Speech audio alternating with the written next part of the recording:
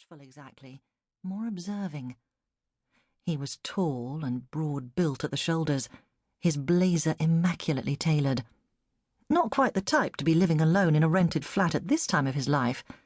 For some reason this made me think of my younger sister Tash, never settled, always moving on. "It hasn't been rented before," he said suddenly, has it? How can you tell? I asked him, curious. "Oh, I've seen quite a few places this week, and this is the first one that doesn't make me want to throw myself under a bus on the way out." He fixed me with an intense look. Brown, that was the colour of his eyes. Not the brown that Roxy and I shared, the type that changed in the light like an autumn leaf, but that rich nut brown, true and steadfast. "There's something quite soulless about a rental flat that's just been vacated, isn't there? Like a motel room, when there are still stray hairs from the person before, when you can still feel their body heat." Body heat. Now I wanted to repeat his words, though I stopped myself just in time. "You make it sound like a crime scene," I said, chuckling, "and it's not that, I assure you." I realised that he was eyeing not me, but the shelving space behind me, and in a peripheral nook somewhere inside I registered disappointment. "I live next door," I added, though he hadn't asked, "with my 2 children.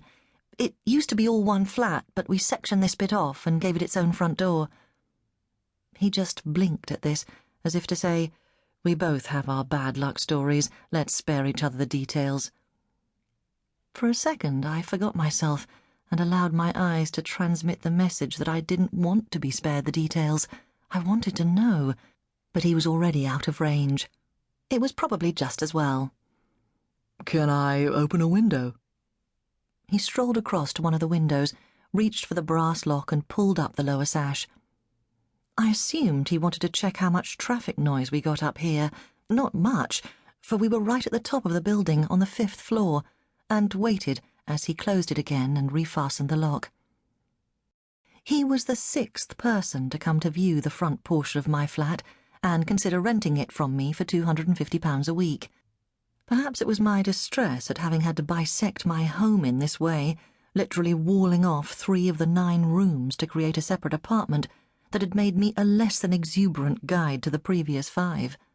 2 couples, a single woman had already been and gone, all professionals in their 20s and 30s, all charmed by the sun-filled living room that used to be my study. And it was charming, with its parquet flooring and original sashes, the fat old radiators that took up so much space but felt so nice to pat. The woman, a solicitor, had pulled out checkbook and references there and then, but I'd waved her off, waved all of them off, murmuring of last-minute details that had to be attended to before any final decision could be reached. There were no details, of course. I had done everything required of a new landlord. But as long as I could put off that final handshake, I could stave off my fear that my sanctuary was to be invaded, that my life would never be the same again. "Would you like to see the bedroom?" I led Calder through to our old spare, now guests would be on the living-room sofa, and then to the bathroom beyond. "There's only a shower, I'm afraid." It was my old cloakroom cum utility room, and made a decent-sized bathroom for a 1-bedroom rental. My 9-year-old son Matthew suffered most from the loss of the space. Playing sports most days, he had used it almost as a locker room. Muddy wellies and trainers were accommodated in the kitchen now, or out on the fire escape. Roxy, of course, kept her footwear in her bedroom, the better to conceal illicit new acquisitions. I tried to remember what she'd worn on her feet this morning as she trotted off to meet Marianne at the garden gate. Her flip-flops, possibly, the ones with an oversized pink rubber flower sprouting between big toe and second. "So, what do you think?" I asked him finally. He nodded, more to himself than in response to my question. "It's a nice place, but a little small, to be honest. I've got a lot of books. There's no way I'd get them all in here." "Well, have a think about it. Would you like a coffee before you go?" He looked at his watch. "Yes, why not?"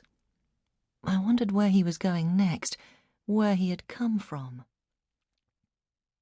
There was no coffee.